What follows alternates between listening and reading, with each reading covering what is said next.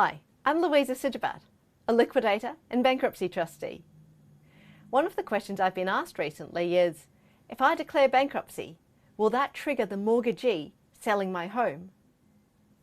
So the general answer to this is, in practice, if the mortgage payments are kept up to date and continue to be kept up to date, this will generally mean the mortgagee will generally collect the payments and it won't trigger a sale of the home by the mortgagee.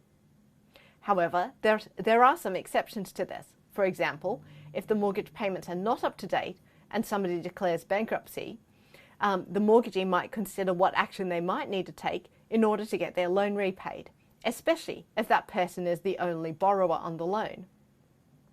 Another exception might be if the lender, so the mortgagee, is some sort of commercial facility or something where there might be a default clause that might get triggered specifically by the borrower declaring bankruptcy.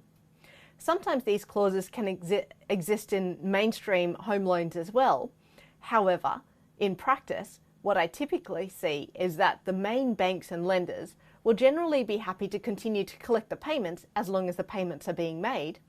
However, sometimes under commercial facilities or non-standard lending facilities, the lender might not be happy with that arrangement.